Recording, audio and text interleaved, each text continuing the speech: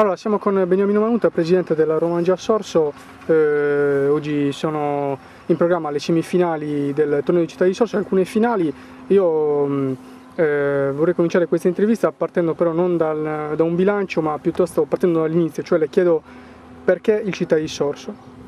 Ma perché c'era l'entusiasmo giusto, c'era la voglia di riprendere qualcosa interrotto tanti anni fa.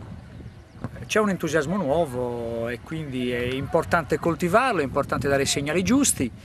Quest'anno abbiamo organizzato con molta attenzione, con entusiasmo, con partecipazione, un torneo che alla lunga potrebbe diventare anche internazionale.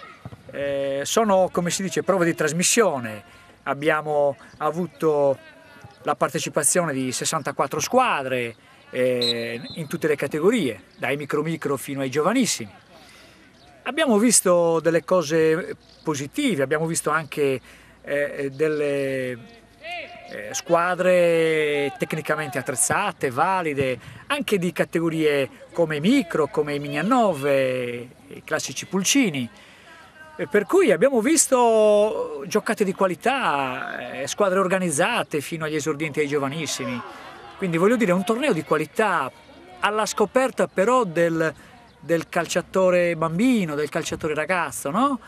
Credo che sia una cosa importante per Sorso, riscoprire che è capace di organizzare determinate manifestazioni e che noi come società siamo orgogliosi di averlo fatto e sicuramente è l'inizio, è un punto di partenza. Ecco, quindi il bilancio a un giorno dalla fine del torneo qual è? Ma è molto positivo, insomma. Io personalmente ho scoperto un mondo nuovo, no? Sono tanti anni che mi occupo, tra virgolette, degli adulti, che seguo la crescita dei ragazzi, però mai come quest'anno ho avuto modo di seguire in maniera attenta i ragazzi, i bambini, la loro crescita.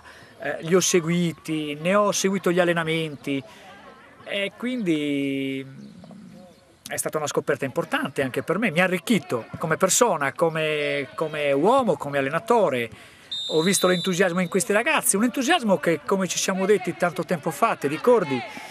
Abbiamo detto l'entusiasmo e la passione è la stessa di 30 anni fa, di 20 anni fa, soltanto che bisogna stimolarla in maniera diversa, toccare i tasti giusti di questi ragazzi. Noi crediamo di averlo fatto e siamo orgogliosi di questi ragazzi, del lavoro che hanno fatto, di quello che abbiamo dato loro e loro ci hanno dato a noi, che è tanto, e noi siamo convinti, ecco, che questa sia la strada giusta per avere un domani.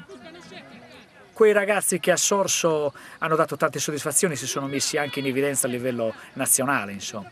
Certo. Ecco, lei ha parlato di squadre organizzate, di tante realtà che hanno, come dire, aderito a questo torneo. E a questo proposito le chiedo appunto anche un bilancio come dire, anche sull'organizzazione e sulla serietà delle altre società. Lei, insomma, che cosa mi dice? È rimasto contento anche delle società che hanno partecipato? Ma io sono rimasto soddisfatto e contento perché quando le cose sono organizzate bene le persone si adeguano. Io credo che noi quest'anno abbiamo organizzato un torneo improntato alle regole, alla condivisione di queste regole, al rispetto di queste regole, per creare quelle condizioni e quell'ambiente ideale per esprimere al meglio le qualità di questi ragazzi. E quindi crediamo che l'obiettivo sia stato centrato, perché poi troviamo tante di queste società che a livello provinciale, regionale sono diciamo così, squadre che si mettono spesso e volentieri in evidenza per i loro risultati.